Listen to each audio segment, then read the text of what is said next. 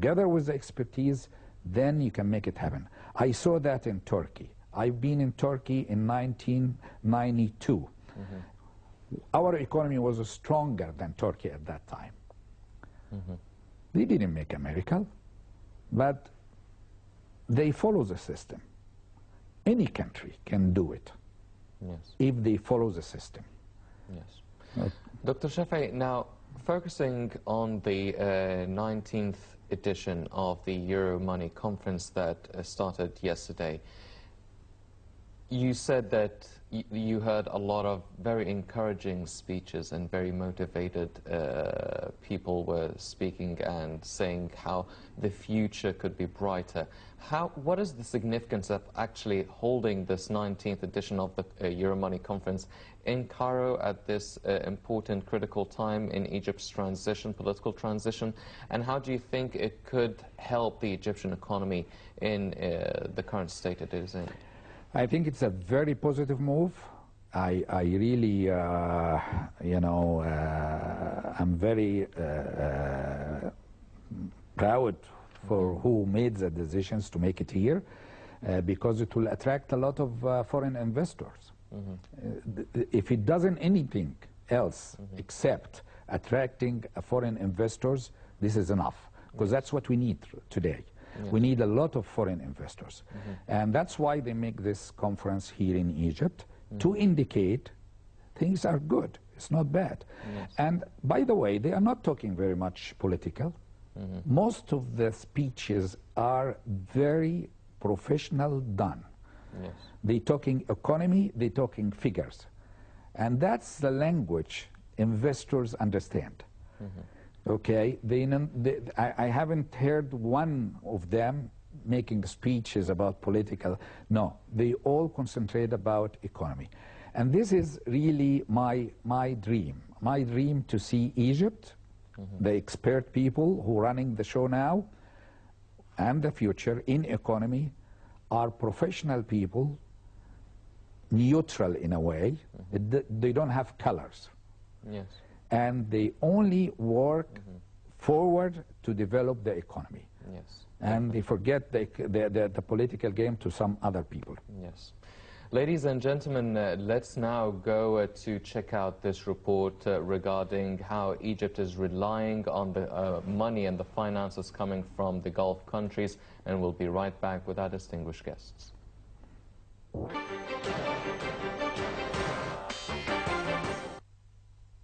Egypt is using billions of dollars from Gulf Arab allies to stimulate its economy and keep its politically charged streets calm in the hope that investors and tourists will return.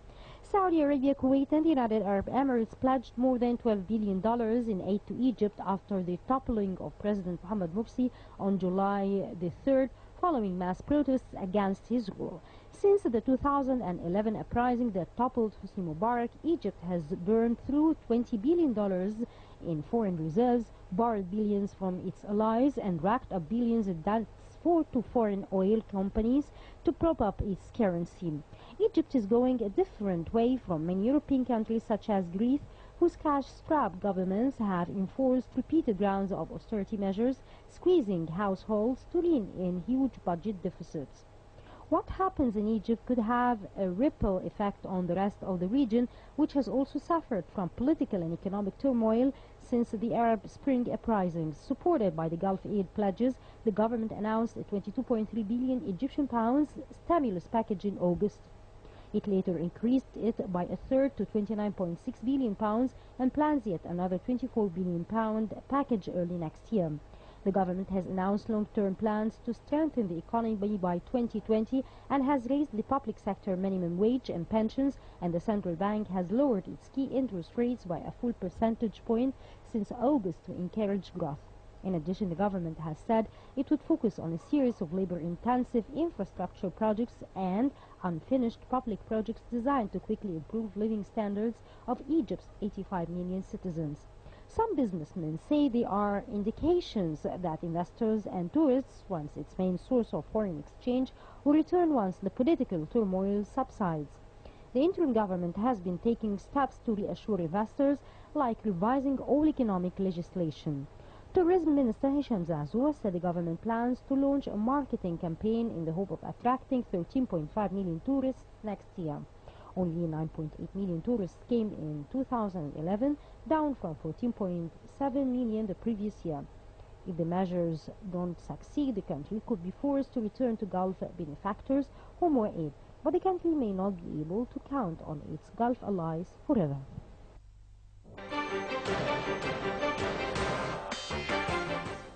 Welcome back, ladies and gentlemen, and a quick recap on the economic state here in Egypt. We have some interesting sort of statistics and indicators. Now, interest rates remain fixed. However, the inflation is rising. The experts debate that Egypt's new minimum wage policy, probably starting next January, worth 1,200 Egyptian pounds as the minimum wage. A lot of countries are easing up the travel restrictions after the June 30th revolution.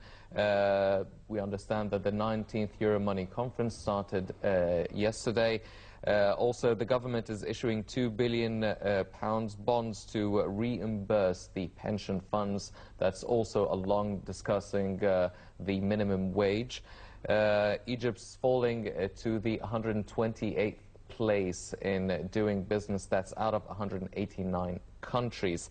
That's one place going down.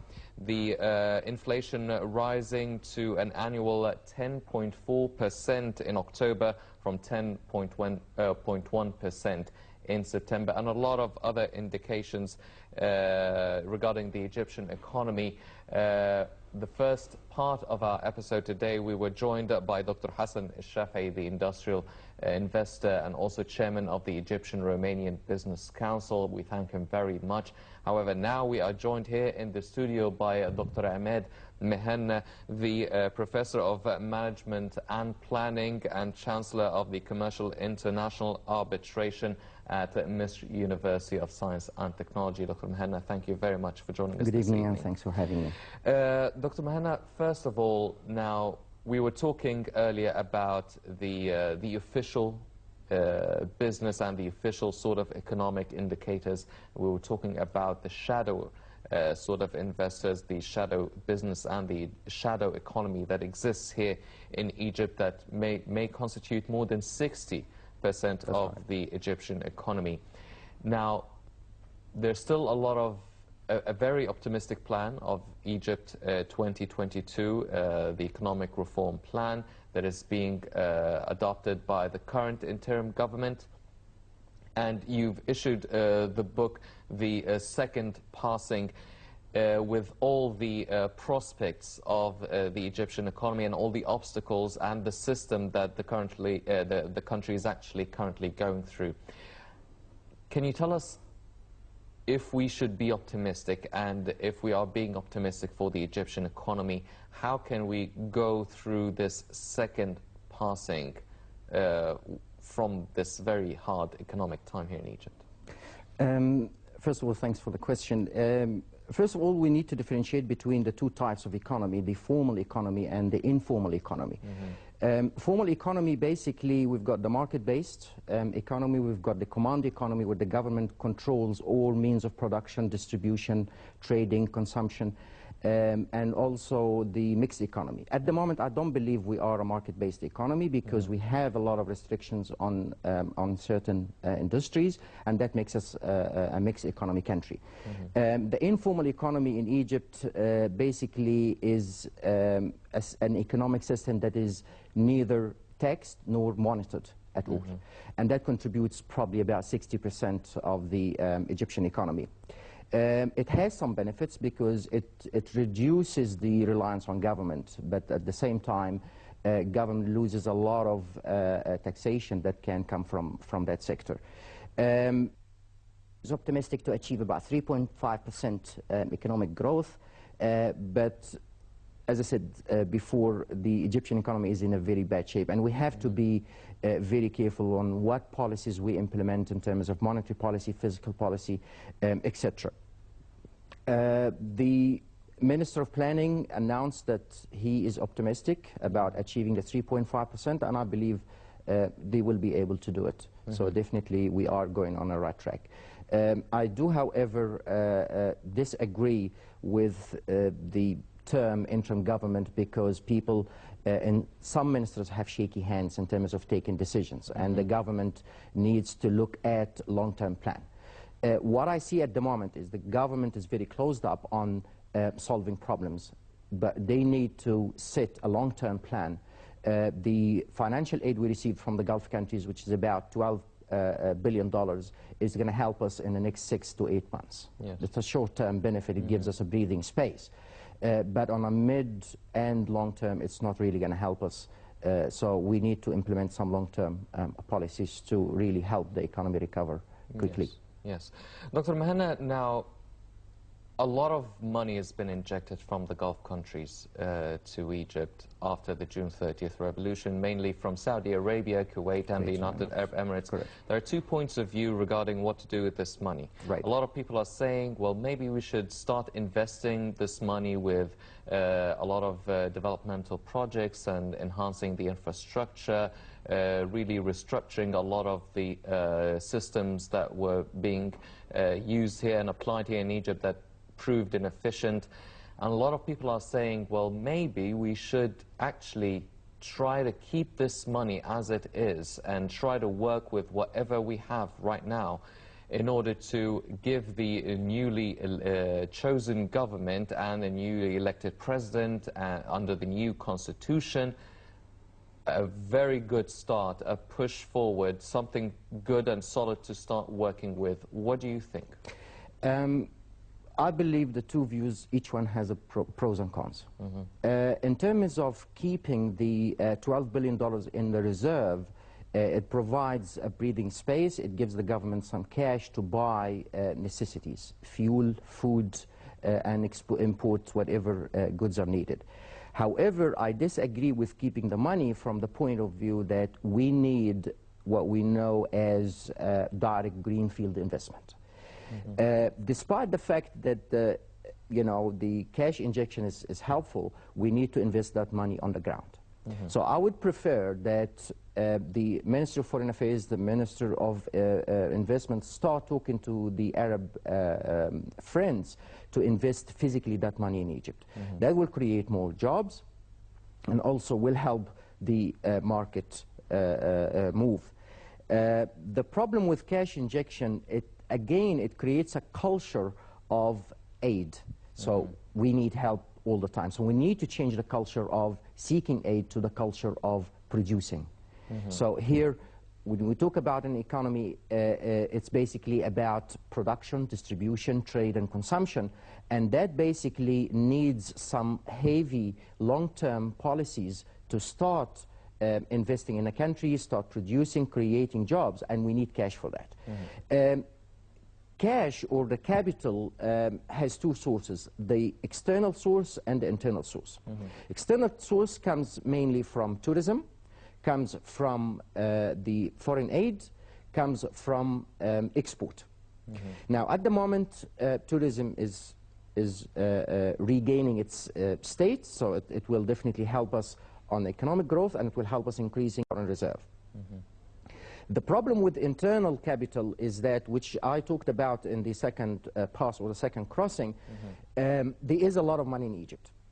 And what people need at this point is the land. Because if we talk about any business, it's about labor, land, and capital. We have the labor, we have the land, we need capital. And for us to be able to generate that capital from internal sources, I need to give people land. What I suggested in the second crossing is, in the first phase, every family will take 500 square meters in a new cities at their choice. That will help us to empty the Delta area. The second phase, every family will take 1,000 square meters in an industrial area where they can establish their own project, whether it's factory, supermarket, whatever it is. And that will basically help the government to get the cash out of the cupboard, if you like, into real-term investment, and it circulates in the economy. Yes.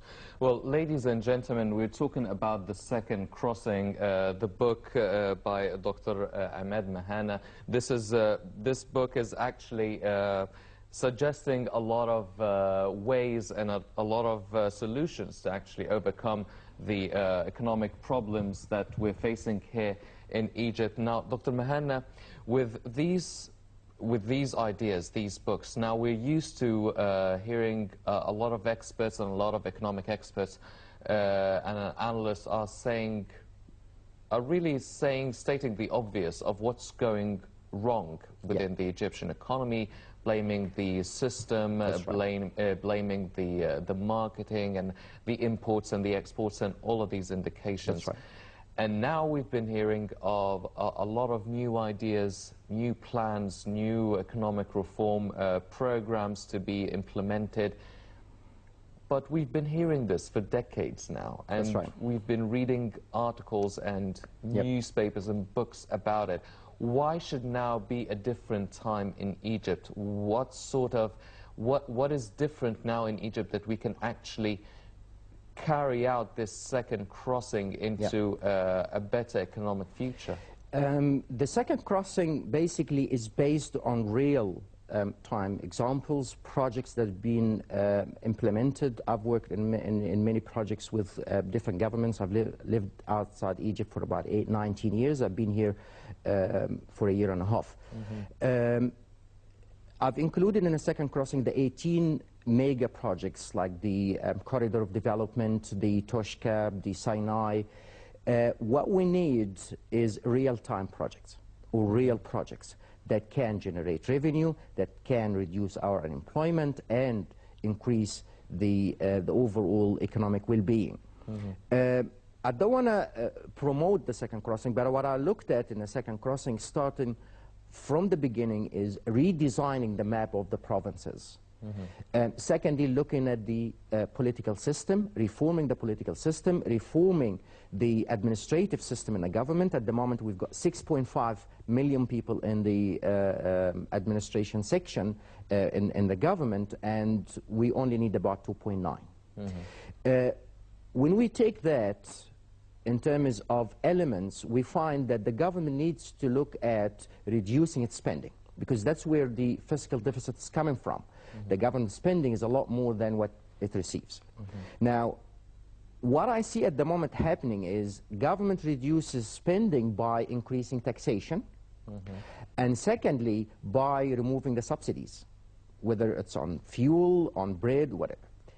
It works, but the problem with that, it creates social unrest.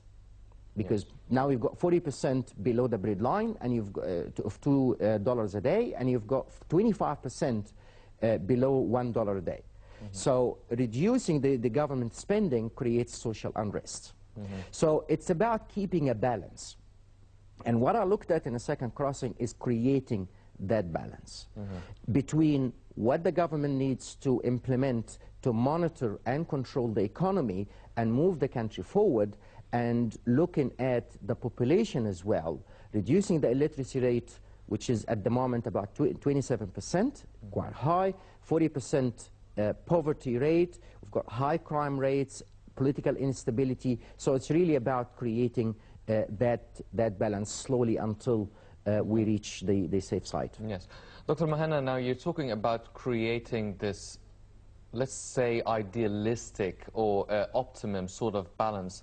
Now, you've been talking about a lot of people here in Egypt, a lot of, not necessarily ministers, but a lot of people who are in charge who are quite hesitant. That's right. Regarding taking bold decisions, signing even a piece of paper. That's right. Because everyone now is quite afraid of being tried over any sort of corruption case. When do you think anyone who is in a position of authority, or whoever is in charge, would actually get over this sort of fear barrier and really has the strong will to actually implement such plans? Do you, now that you're proposing all these great solutions and plans, how do you feel as someone who is introducing these options? Do you feel that you're being met by a lot of sort of resilience, a lot of, well, yeah, these are great plans, however, it's not really applicable right now because Egypt is going through a very transitional phase? Or do you feel that people are quite encouraged and quite motivated to move forward? For us to be able to understand what is happening, we need to understand why we've reached this stage of, frankly, a collapsed economy. Yeah. Two main factors. Number one is the system, which includes institution, education, labor, officials, and efficiency, which is inadequate use of resources. Now, any official, whether minister or below, needs to understand that those two problems are the main cause behind what we are experiencing at the moment. Now, that means they need to be bold, they need to put pen on paper and make decisions, and wild decisions. A few days ago, they were talking about, you know, decisions in good faith and issuing a law to protect them. Now, I've been to 36 countries, I've never seen that. So we need to be able to be bold, make decisions, and establish agencies and committees to help us study the decision before we take it. And this phase of our time, we actually don't need to be hesitant. We need to take bold decisions. And that's why I said earlier, I don't believe in interim government. You are in a government, you are an official, you need to make decisions for the benefit of the country, and if you cannot, you need to step down. Yes. Dr. Mehana, now you're talking about striking a certain balance and really restructuring a certain system that's been here in Egypt for decades. Do you think Egypt is a country that is ready and prepared to sort of adapt to a huge change in economic system? Now, this is not a system, this is not traffic. Yeah. This is the economic state, this is an economic system that touches the livelihoods of each and every single Egyptian. We're talking about austerity measures and people are just furious with cutting down the subsidies of gas. Do you think the country and the Egyptians are ready to deal and adopt with a new system or a restructuring, a huge reform within the economic system here in Egypt? Change takes one of two ways, either gradual change or sudden change. Now, I believe you only implement sudden change in corruption. We need to cut down corruption, and in one of my plans in the second crossing, I propose that all top jobs will be re-advertised.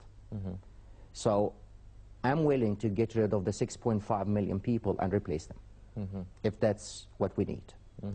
Because corruption cannot be fixed, cannot be rectified.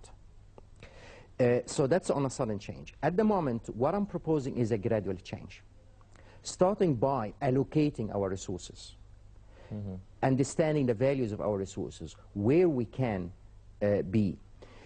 When we talk about businesses, these three main problems that we need to address: what, how, and to whom. In terms of making business, what to produce, what kind of products and services we can produce in Egypt that are suitable to us. We take tourism as a product, we're good at that. So we need to select a number of products, and one of the good products that we can really market and make a huge revenue for the government is energy. We're totally neglecting, it's not even enough for the Egyptians. So that's about what to produce. How to produce is what kind of resources we have, and what kind of capital, labor, whether qualified or non-skilled labor, and to whom. What kind of markets I need to deal with. And that's one of the problems when it comes to trade and investment. Egypt, in the past 30 or even 40 years, has been shifting towards the West. We need to start looking at the East. The West has caused us many problems, particularly the trade deficit. Because we're trading with the United States, we'll probably give them about $1.5 billion trade, they give us 8, so we've got a trade deficit. So we need to look at East. Now, I'm also proposing in a second crossing is look at regional trade blocks rather than global or globalization. Globalization is basically not good for poor countries because we cannot compete.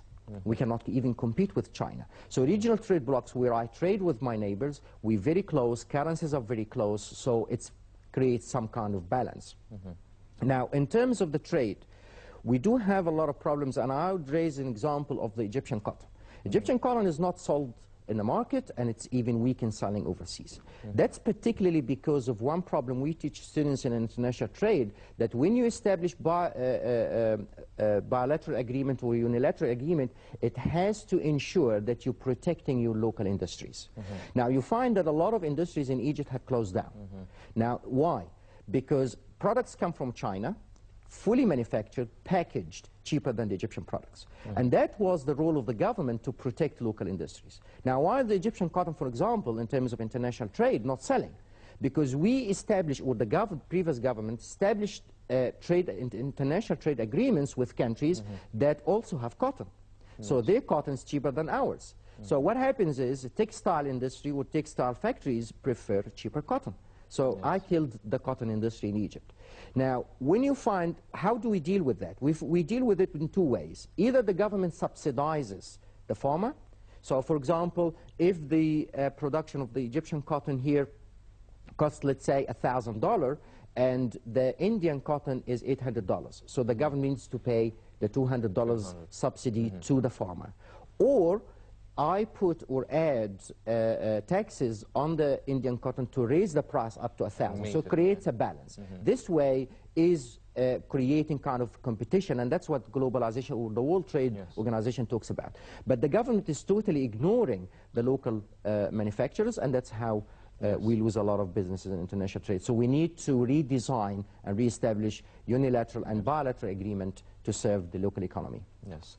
Ladies and gentlemen, unfortunately, that's all the time that we have for tonight's show, but I really encourage you to start reading and purchase this Second Crossing. It's not for sale. It's not for sale, so it's for free. You guys should read this book, introducing a lot of solutions, a lot of options and way out of a steeping economy here in Egypt. Ladies and gentlemen, before we go, I'd like to thank Dr. Ahmed Mehna, the Professor of Management and Planning and Chancellor of Commercial International Arbitration at the Misri University of Science and Technology. Dr. Mehna, always a pleasure. Thank you very much for being here. Ladies and gentlemen, please stay tuned for more coming up on Al International. I'm Hayesi. Thank you for joining us.